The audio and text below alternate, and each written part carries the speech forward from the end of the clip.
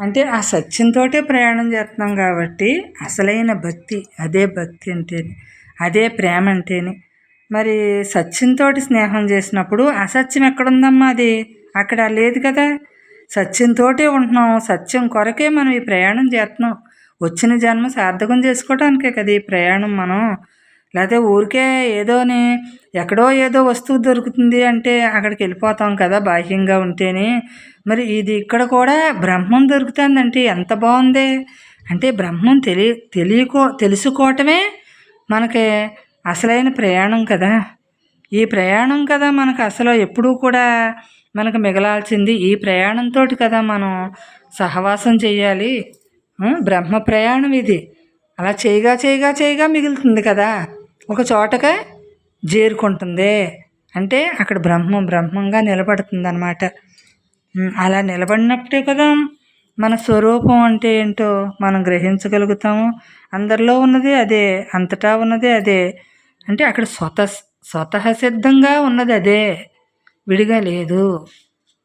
అంటే ఎప్పుడూ ఉన్నదే ఉండనే ఉంది. మరి దాన్ని ఎందుకు చూడలేకపోతున్నాం? ఎప్పుడు ఉన్నదాన్ని అంటే మనకి ప్రతీదీ అదే అని మనం గ్రహించలేదు. ఒకప్పుడు ప్రతీదీ అని గ్రహించలేదు. విడిగా చూసిన మాల విడిగా కనిపించిపోయింది. ఇప్పుడు ఎలా చూస్తున్నాం మనం? ఉన్నదంతా అదే అంటున్నాం.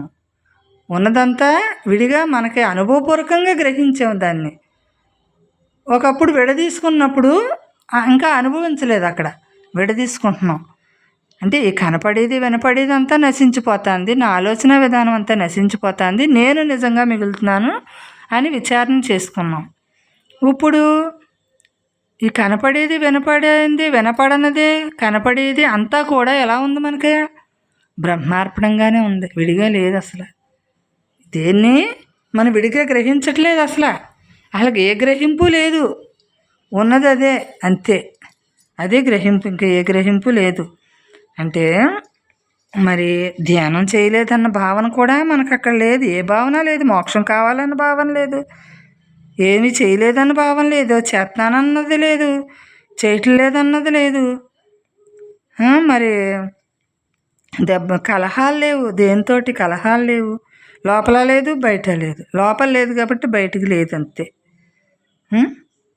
అంటే శాంతంగా ఉంటుంది కదమ్మా.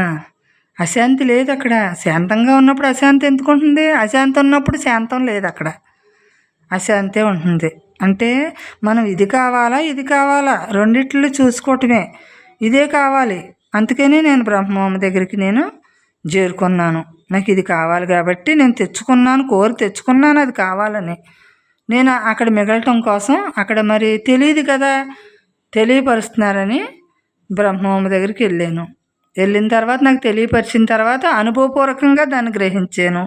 ఉన్నదంతా అదే అన్నారు బ్రహ్మం. అలా జ్ఞాన బలం ఉన్నదంతా నేనే అయి ఉన్నానని అలా జ్ఞాన బలాన్ని మనం పెంచుకున్నాం. మూలాన్నే చూడంటే మూలం అంటే ఏంటో అప్పుడు గ్రహించలేకుండా ఉన్నాం. మూలం అంటే ఏంటి? అక్కడి నుంచే ప్రతిదీ జరుగుతుంది, అధిష్టానం అందులో నుంచే జరుగుతుంది, అదే మూలం అని గ్రహించిన తర్వాత ప్రతి కదలికని కూడా మనం అందులో నుంచే చూస్తున్నాం. కానీ విడిగా లేవు అసలు, విడిగానే లేము. ఉన్నదంతా అదే అయి ఉంది అప్పుడు. అలా ప్రతి కదలిక ఉన్నదంతా అయి ఉంది. నా స్పర్శ, రూపం, రుచి, గంధం అన్నీ కూడా అందులోనే ఉన్నాయి. నా ముక్కు వాసన ఉందే, అదే గంధం అంటారు కదా, అది అందులో నుంచి జరుగుతుంది. అది ఎక్కడి నుంచి ఆ వాసన తెలియబడుతుందమ్మా మనకి? అందులో నుంచే కదా. అంటే బ్రహ్మధ్యాస ఎప్పుడైతే స్థిరపడిందో మనకి అన్నీ అక్కడి నుంచే అనేసి ఒక గ్రహింపు వస్తుంది కదా, అప్పుడు మనం మిగులుతున్నాం. ఇంకా మనకి కామం లేదు, కోరిక లేదు. ఇంకా అక్కడ అలా ఏ కోరిక లేదు. ఎందుకంటే ఇది కావాలి అది కావాలన్నది ఎప్పుడో వదిలేసాం. బ్రహ్మం దగ్గరికి వెళ్ళగానే బ్రహ్మం ఆనందం దొరికింది, అక్కడ సుఖం దొరికింది, సంతోషం ఉంది అక్కడ. బ్రహ్మం దగ్గర మనం వెళ్తున్నాం బ్రహ్మమ్మ దగ్గరికి అంటే అన్నీ అక్కడ ఉన్నాయి కదా, పూజలు ఉన్నాయి, వ్రతాలు ఉన్నాయి అక్కడ. కానీ మన విధానం ఎలా చేస్తున్నాము? బ్రహ్మమ్మ దగ్గర మనం మనసు లేని స్థితిలో అక్కడ ఉన్నది వాడే అంటున్నాం అంతే అక్కడ. మరి అలా ఎక్కడైనా అలా ఉండగలుగుతున్నాము. ఉండే స్థితి మనకి ఎప్పుడు మిగలాలన్నమాట. ఆ స్థితులతో మనం మిగలాలి. అలా అదే కదా జ్ఞానబలం అంటేని. జ్ఞానాన్ని పెంచుకోవటం అంటే అదే కదా, అలా మిగలటమే కదా జ్ఞానాన్ని పెంచుకోవటం అంటేని. అంటే తత్వ విచారణ చేసుకున్న మూలా కదా ఇవాళ ఇలా మిగిలేము. అంటే మనం కర్మలో మనం ఏం చేసామంటే ఒకప్పుడు కర్మల్ని మనసుతోటి చేసాం. ప్రతి పని కర్మ అంటే పని కదా, ప్రతి పనిని మనసు పెట్టి చేసాం. ఇప్పుడు మనసు లేని స్థితిలో చేస్తున్నాం. ఇప్పటికి ఆ తేడా ఉంది.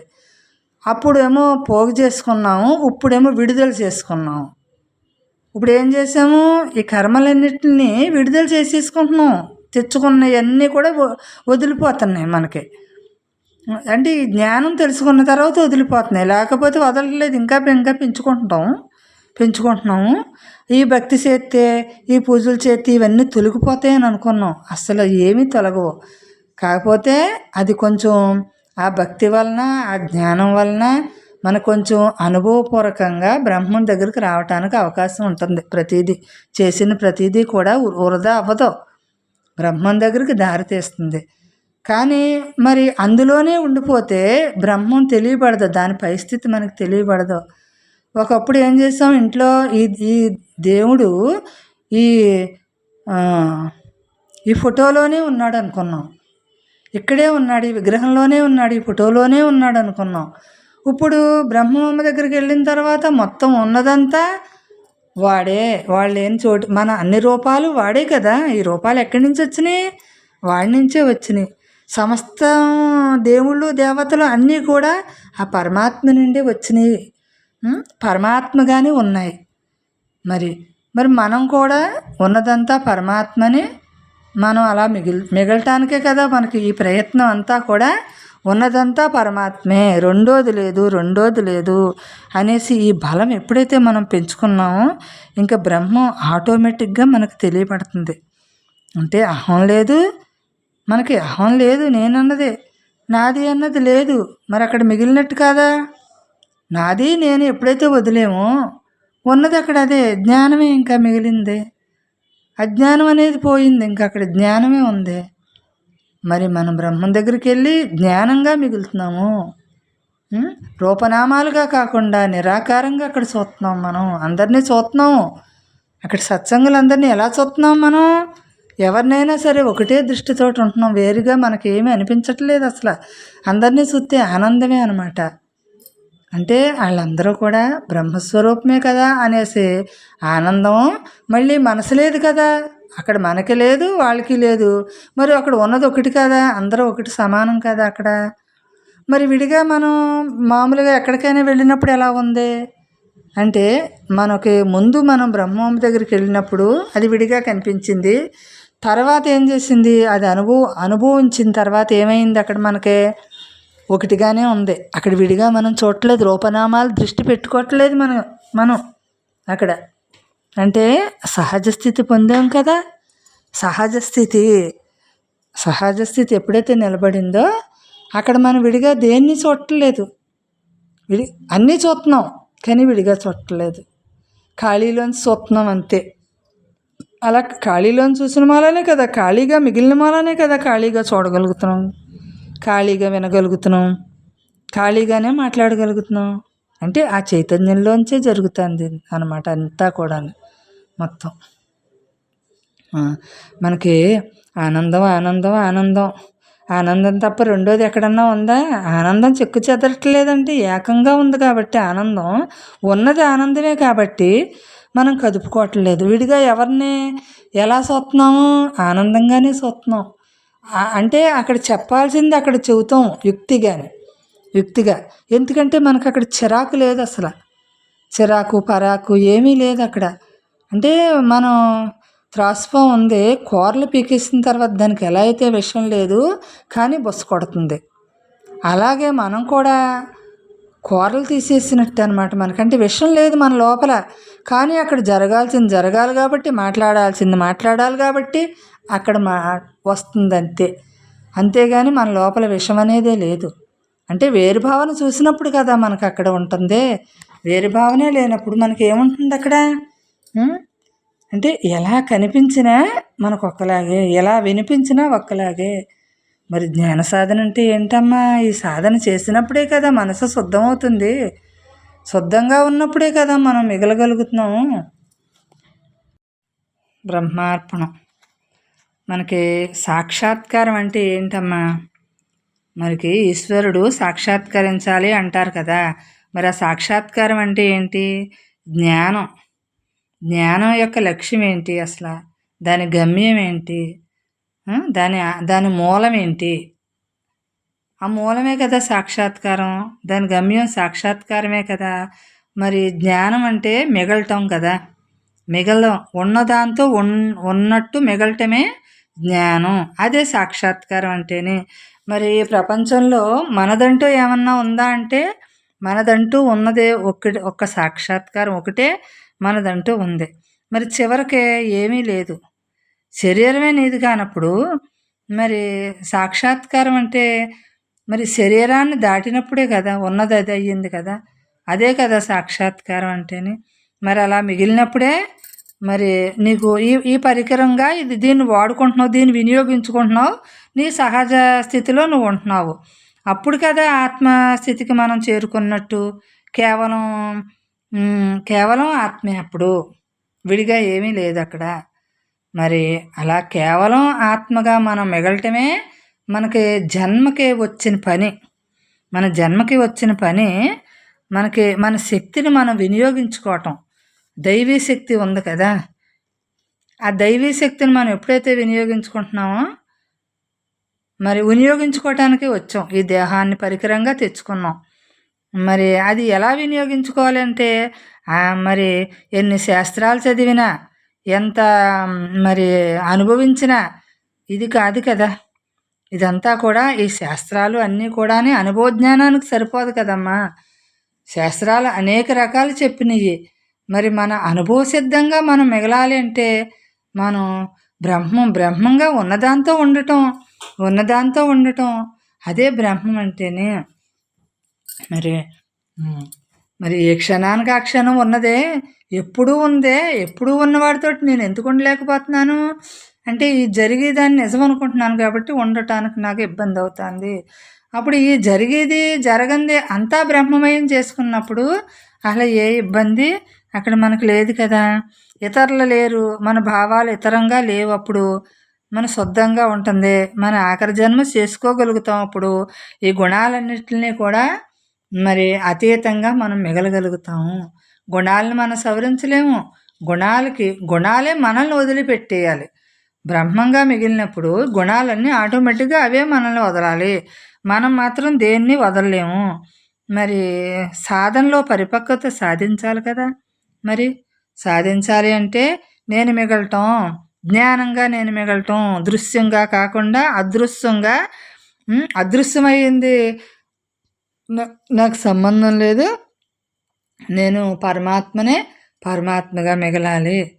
నాకు ఉన్నది అదే కదా, రెండోది లేదు కదా, నేను దాంతోటే మిగలాలి. మరి కానిదాన్ని కానట్టు, ఉన్నదాన్ని ఉన్నట్టు.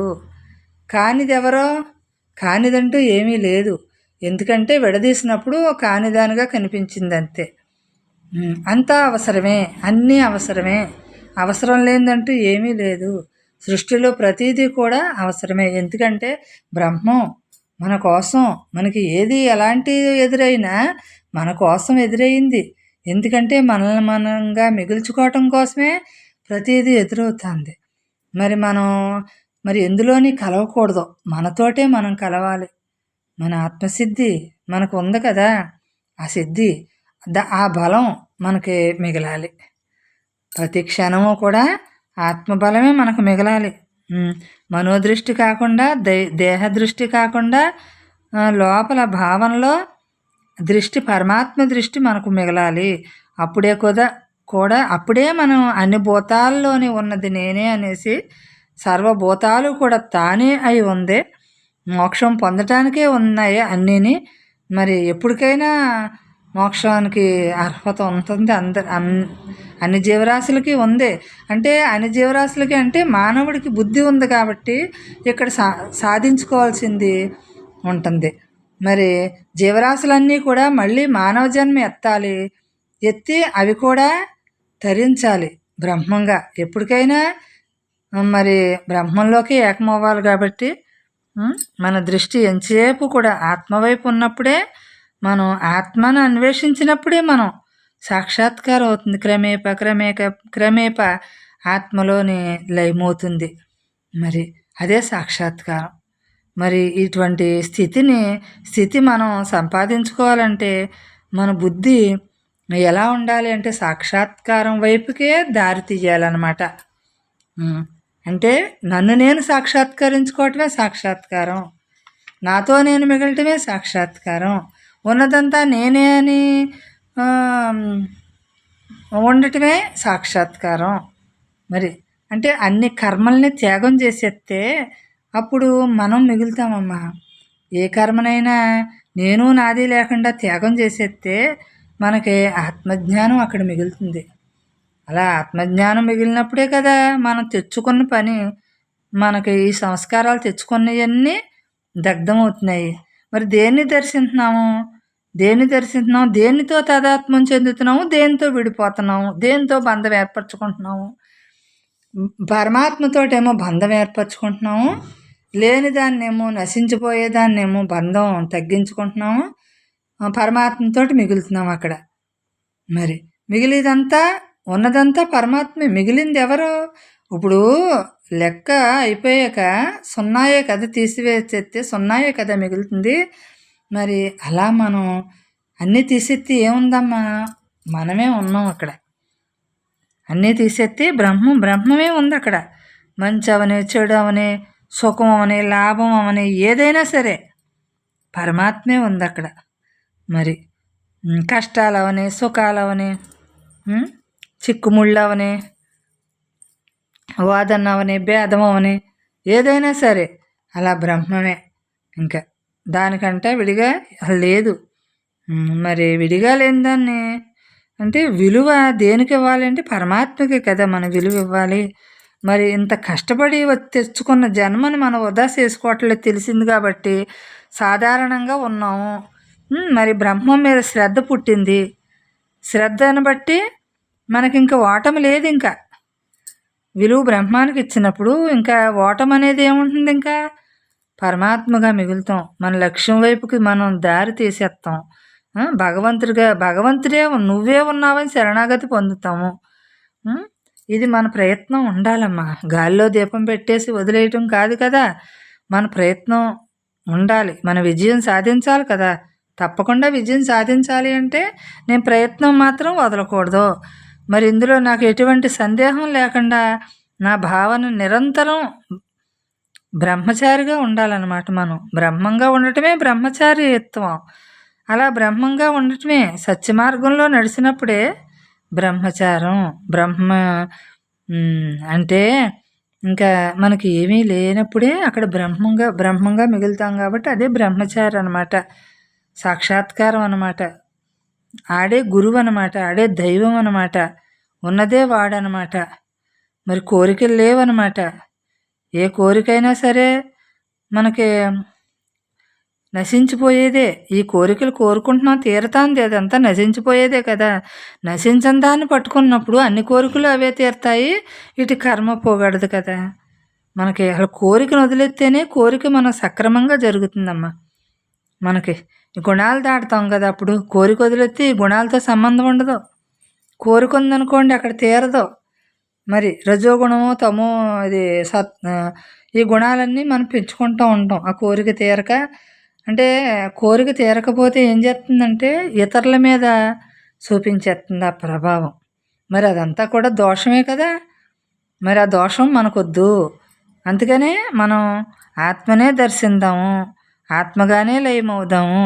ఆత్మగానే ఆ అర్థకర్పూరం ఎలా అయితే హరించిపోతూ వెలుగునిస్తూ హరించిపోయిందో అలా ఈ భావన శూన్యం చేసుకుందాం, బ్రహ్మంగా మిగులుదాము.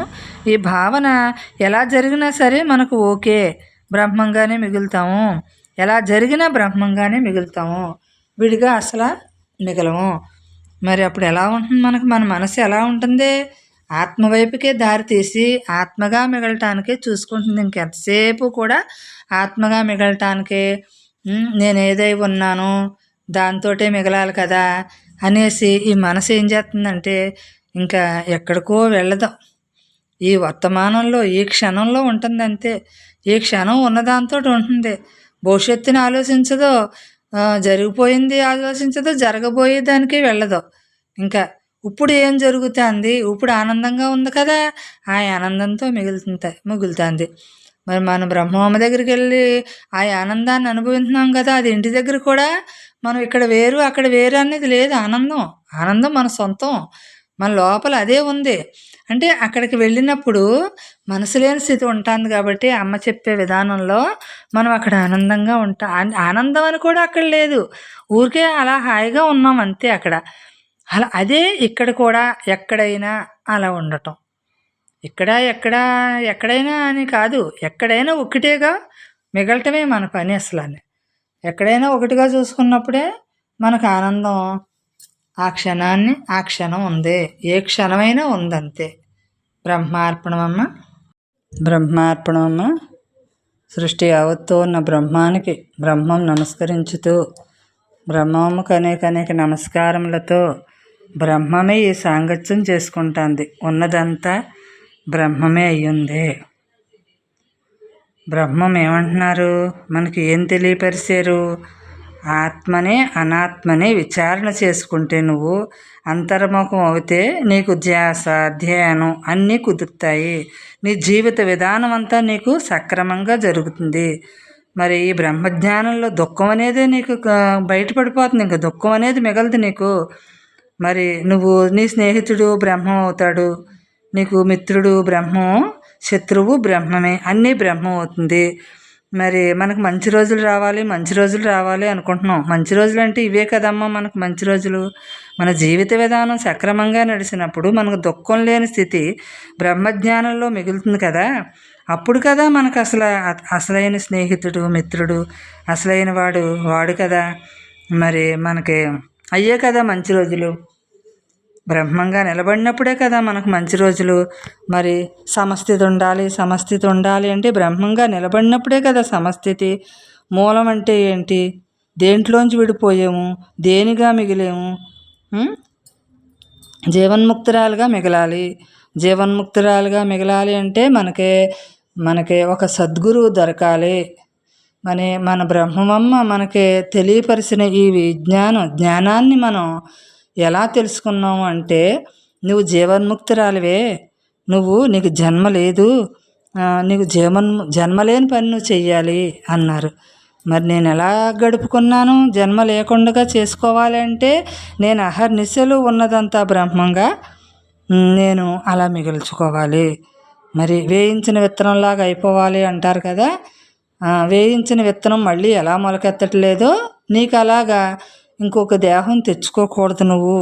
ఇంకొకసారి నీకు ఓర్పు సహనం అన్నీ ఉంటేనే మరి ప్రేమమయ జీవితం సాగించాలి కదా. మరి ప్రేమ అంటే ఏంటి? భగవద్భక్తే ప్రేమ, అసలైన ప్రేమ. భగవంతుడు మీదే ప్రేమ అంటే భగవంతుడిగా మిగలటమే. ఉన్నదాన్ని భగవంతుడిగా చూడటం, ఉన్నదాన్ని ఉన్నట్టుగా చూడటం, అదే భగవంతుడు, అదే ప్రేమ. మరి ఆ ప్రేమ ఉన్నప్పుడు మనకు ఓర్పు సహనం ఆటోమేటిక్గా ఉంటాయి. మనకంతా సహనమే, ఇంకా స్వార్థం అనేది లేదు మనకి. నేను విడిగా ఉన్నాననే స్వార్థం మనకు లేదు. ఉన్నదంతా బ్రహ్మమే. ఎప్పుడైతే ఈ యుక్తి మనకు తెలిసిందో, బ్రహ్మం యుక్తి అది. ఈ ప్రపంచంలో తెలివితేటలు కాదు మనకి, బ్రహ్మయుక్తి తెలిసింది. ప్రపంచంలో తెలివితేటలు దానికి అంతవరకు ఉపయోగపడుతున్నాయి. ఈ బ్రహ్మజ్ఞానం ఎప్పుడైతే తెలిసిందో, ఇందులో అసలైన తెలివి అన్నమాట ఇది. ఇందులో మొత్తం సమస్తం తెలిసినట్టే. ఇది తెలియబడితే, బ్రహ్మం తెలియబడితే సమస్తము తెలిసినట్టే. ఎందుకంటే బ్రహ్మంలోనే అంతా ఉంది కాబట్టి. మరి బాహ్యం తెలివి ఉన్నప్పుడు ఏమవుతుంది? ఈ బాహ్యంలో నాకు అది తెలుసు, నాకు నేను అనేసి కలుగుతుంది మనకి. నాకు నేను చేశాను, నా వలన అంటుంది. మరి బాహ్యంలోని ఈ ప్రపంచం తెలివితేటలు. మరి బ్రహ్మం తెలివితేటలు అలా కాదు కదా. అందరినీ బ్రహ్మంగా చూస్తుంది, ఓర్పుగా ఉంటుంది, సహనంగా ఉంటుంది. శత్రువు మిత్రువు ఎవరు లేరు, ఉన్నది బ్రహ్మమే అక్కడ. మరి అలాగ అందరినీ ఒకేలాగా చూసినప్పుడే కదా, అదే కదా బ్రహ్మజ్ఞానం మన అమ్మ తెలియపరిచింది మనకి. అలా మిగలండి, ఉన్నదంతా బ్రహ్మే, నేను తప్ప రెండోది లేదు, అంతా నేనే ఉన్నాను అని తెలియపరిచారు కదా.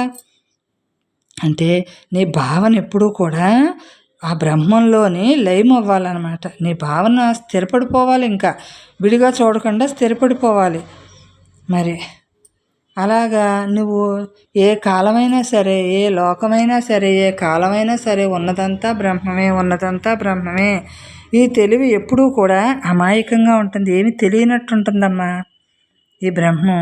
కానీ అంతా తెలుస్తుంది బ్రహ్మంలోని. అంటే మనం ఒక యజ్ఞమే చేసాం లోపల.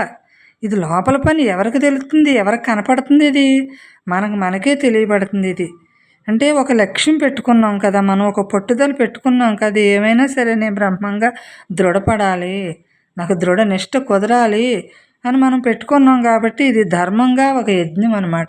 ఈ ధర్మం నడితే మనకి యజ్ఞం. ఆ యజ్ఞంలోనే ప్రతి ఆలోచన కూడా ఆ యజ్ఞంలో ఉన్నదంతా తానే, నా నుంచే వచ్చింది, నాలోనే ఏకమవుతాను, దీనికి విడిగా ఏమీ లేదని అక్కడ గ్రహించాము. మరి ఈ తెలివి ఎలా ఉంటుంది అంటే అన్నీ తెలుస్తూనే ఉంటుందమ్మా, కానీ ఏమీ మనసు లేక ఏమీ తెలియనట్టు అక్కడ కనిపిస్తుంది అంతే. అన్నీ తెలుస్తుంది, ఉన్నదంతా తానే కదా, తెలియటానికి ఏముంది అక్కడ? ఏమి, దేన్ని మనం విడిగా చూసి నేను అని భావించుకుని కదుపుకుని బ్రహ్మజ్ఞానంగా మిగిలినప్పుడే కదా నాకు అసలైన తెలివి ఉంది. మరి జీవన్ముక్తి స్థితి ఉంది అక్కడ. మరి ఇటు బాహ్యంలో నాకు నేను ఎలా భావించుకుంటే అలా కనిపిస్తుంది, నేను బ్రహ్మంలో అలా భావించుకుంటే అలా ఉంది కదా. మరి బ్రహ్మం ఎలా ఉన్నాడు? మరి ఏకమే అద్వితీయం బ్రహ్మ అంటున్నారు. మరి ఏకంగా ఉన్నాడు. ఇవన్నీ ఉన్నప్పుడు బ్రహ్మం ఎలా తెలియపడతాడు నీకు? అన్ని అనర్థాలకి కారణం నువ్వు కలగజేసుకున్నదే, అన్ని అనర్థాలకి. మరి ఏది కలగజేసుకోవద్దు, ఉన్నది బ్రహ్మం అనేసి. అంటే మనసుకు లొంగకుండా ఉండటమేనమ్మా. మనసుకు ఎప్పుడైతే లొంగలేదో మన గురువు మన లోపల ఉన్నాడు. మన గురువు బయట గురువు, లోపల గురువు ఒక్కటేనమ్మా. మన ఆంతర్యంలో బ్రహ్మ గురువు ఉన్నాడు. బయట మనకి మన అమ్మ సాక్షాత్ బ్రహ్మమే కదా, విడిగా లేదు, మనకి ఏ సంశయం లేదు అసలు. మరి ఎందుకంటే ఆ గురువు, సాక్షాత్ గురువు స్వయంగా వచ్చినప్పుడు మనకి తాను అనుభవించి చెప్పిన వాక్యం మూల ఈ వేదాంత వాక్యం మనకి అక్కడ గ్రహించి అక్కడ మిగలటానికి, రూఢీ చేసుకోవటానికి అక్కడ సరిపోయింది. లేదంటే ఇది సామాన్యం కాదు. లేదంటే ఆత్మనే అనాత్మని విచారణ చేసుకోమని గ్రంథాల్లో ఉన్నాయి. ఎలా చేసుకోవాలో మనకు తెలియదు, ఎలా నిష్ట కుదుర్చుకోవాలో మనకు తెలియదు. మరి చేసేదంతా ఎలా చేసామంటే మనసు పెట్టి చేసేసాం. ఇప్పుడు బ్రహ్మంగా నిలబడుతున్నాము. బ్రహ్మంగానే ప్రతి కదలిక జరుగుతుంది. ఎంత హాయిగా ఉందమ్మా బ్రహ్మంగా జరుగుతూ ఉంటే. ఉన్నది తానంటావంటే అంటే మనకి వివేకం కలిగింది. దాని మూల మన బుద్ధి, ఇంద్రియాలు మన చెప్పు చేతల్లో ఉన్నాయి. బ్రహ్మమే నడిపించింది, విడిగా నడవట్లేదు అయ్యి. అందుకే మనకి ఎన్ని జరుగుతూ ఉన్నా సరే దేనితోటి కదిలిక లేదు. మనకు ఉన్న ఒక్క బ్రహ్మమే ఉంది, నాకు నేను తప్ప వేరే ఏమీ లేదు అనేసి మనం అలా దృఢపడుతున్నాము. మరి అలా బ్రహ్మార్పణమైన జీవితాన్ని మనం సాగించున్నాం కాబట్టి సూక్ష్మంగా మన ఆలోచనలు ఎలా ఉన్నాయి? చాలా సూక్ష్మంగా ఉన్నాయి, ఒక యుక్తిగా ఉన్నాయి, నిష్కామంగా ఉన్నాయి, కోరిక లేకుండా ఉన్నాయి. మనకే ఈ ఆలోచనలు కోరిక లేదు, కోరిక లేకుండానే వాటంతట అవి జరుగుతున్నాయి అంతే. మరి ఊరికే ఉంటా అంతే. కోరిక ఎక్కడ పుడుతుంది? మనకే ఎక్కడి నుంచి పుడుతుంది అక్కడే మనం ఉంటున్నాం కదా. అది ఎక్కడి నుంచి పుట్టుకొస్తుందో అక్కడ మనం ఉంటున్నాము. అలాంటప్పుడు ఇంకా దాన్ని విడిగా లేనప్పుడు ఇంకా కోరిక ఏంటి అక్కడ? ఈ దేహానికి మారుతున్నాయి, ఈ దశలు అన్నీ మారుతున్నాయి. మరి మనం బ్రహ్మం మారట్లేదు కదా.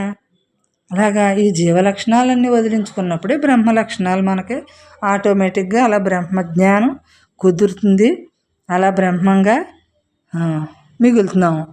మిగలగా కదా మనం అసలైన మన బ్రహ్మం అంటే ఏంటి అన్నది తెలియబడుతుంది. బ్రహ్మం అంటే అనాదిగా ఉంది, అంతటా ఉంది, అన్నింట్లోనే ఉంది, సమస్తము అదే ఉంది. అందులోనే అన్ని జీవరాశులు ఉన్నాయి, చెట్లు అన్నీ ఉన్నాయి అందులోనే. అలాంటి బ్రహ్మాన్ని మనం ఇక్కడ ఈ జన్మలో మనకు తెలిసినందుకు మన అదృష్టం మామూలు సుకృతం కాదు మనకు అసలు అని. మరి ఒకవేళ దొరికినా బ్రహ్మజ్ఞానులు దొరికినా మనకి అందకపోతే మళ్ళీ జన్మెత్తి మళ్ళీ చేయవలసిందే కదా. మనకి బ్రహ్మం తెలిసిన మూల బ్రహ్మంగా నిలబడటానికి మన బ్రహ్మమ్మ మనల్ని మన అమ్మ అనుగ్రహం మన మీద ఉన్న మూల ఇవాళ ఈ స్థితిలో నిలబడటానికి కారణమయ్యింది. మరి అంటే ఎంత ఎంజాయ్గా మిగులుతున్నామో అసలు. ఎప్పుడూ కూడా ఉన్నదదే అంటామంటే ఎంత బాగుంటుంది అంటే ఇంకా ఏ ఆలోచన పెట్టుకోకపోతే ఎంత బాగుంటుందో. మరి ఆలోచన పెట్టుకోకపోతే పని ఎలా జరుగుతుంది అనిపిస్తుంది. పని ఆటోమేటిక్గా జరుగుతుంది. ఆలోచన బ్రహ్మం అవుతుంది కాబట్టి, విడిగా చూడట్లేదు కాబట్టి అక్కడ బ్రహ్మం అవుతుంది. బ్రహ్మంలోనే వచ్చే బ్రహ్మంలోనే ఆ పని జరిగి మళ్ళీ అందులోనే లయమవుతుంది. మరి అదే కదా అసలైన ప్రేమ. అలా చూడటమే, అలా వినటమే, అలా మాట్లాడటమే, అదే ఉంది, ఉన్నదదే. అదే కదా మనకు భక్తి అంటేనే. భక్తి అంటే మనసునే బ్రహ్మం వైపుకి తిప్పటమే కదమ్మ భక్తి అంటేనే.